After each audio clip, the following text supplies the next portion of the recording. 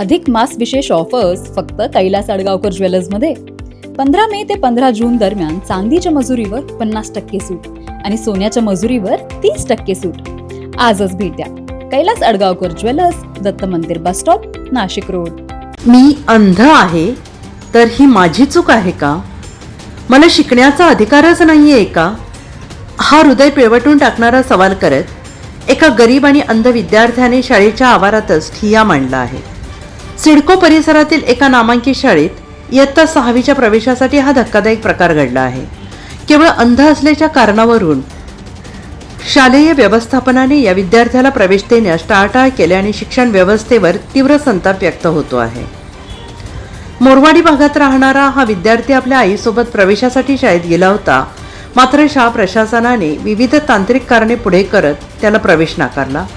आपल्या मुलाच्या शिक्षणासाठी मातेची होणारी धडपड आणि विद्यार्थ्याच्या डोळ्यातील अश्रू पाहून उपस्थितांचे मन हेलावून गेले.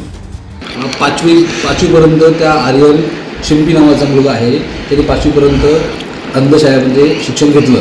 त्यानंतर त्या अंधशाळेने सांगितलं की तुम्ही आता जनरल शाळेत ॲडमिशन घेऊन या मुलाला पुढचं शिक्षण देऊ शकता. त्यासाठी त्या आर्यनला त्याची मम्मी स्वामी विवेकानंद शाळा की चव्हाण मेटको मोरवाडी त्या ठिकाणी ॲडमिशनसाठी आल्या. त्या ठिकाणी त्या मुख्याध्यापिका होत्या दळे मॅडम म्हणून. त्या मॅडमने त्यांना सांगितलं की मी तुमच्या पाल्याला प्रवेश देऊ शकत नाही, तुम्हाला माझी शाळा भेटली का असं बोलले मॅडम त्या, आणि त्यांना प्रवेश नाकारला. मग त्या मुलाच्या आईने मला फोन करून कळवलं की माझ्या मुलाला प्रवेश देत नाही, मला मदत होईल का? त्यासाठी मी तर आलो, त्यांना सांगितलं ॲडमिशन द्या. ते बोलले की आम्ही ॲडमिशन देऊ शकत नाही. तिथला स्टाफ मला बोलला की ॲडमिशन देऊ शकत नाही. म्हणून मी इथं मांडे घालून बसले. जोपर्यंत ह्या विद्यार्थ्याला ॲडमिशन मिळत नाही तोपर्यंत मी तू शाळेतून हलणार नाही. तर त्या मॅडम डायरेक्ट नाही म्हटल्या. तर त्या म्हटल्या आम्हाला काही ही शाळा दिसली का तुम्हाला? तुम्ही काय दुसऱ्या शाळेत टाकू नाही शकणार का त्याला? लहान शाळेत टाका, ते करा. असं मग आता कोणती ही शाळा नाही, ती शाळा नाही, कोणत्या शाळेत टाकायचं त्याला? मग तुम्ही कोणाला कॉल केला? आम्ही भाऊला कॉल केला, दराडे भाऊ त्यांना कॉल केला, मग त्यांना बोलवलं. मी अंध आहे तर माझी चुकी काय? मला शिकण्याचा अधिकार नाही का? मला शिकण्याचा काय अधिकार आहे की नाही? मला ॲडमिशन मिळायलाच पाहिजे. मला शिकायचं आहे.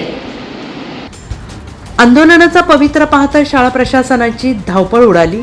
अखेर प्रशासनाने नरमाईची भूमिका घेत विद्यार्थ्याचा प्रवेश अर्ज भरून घेतला आणि त्याला प्रवेश आश्वासन दिले.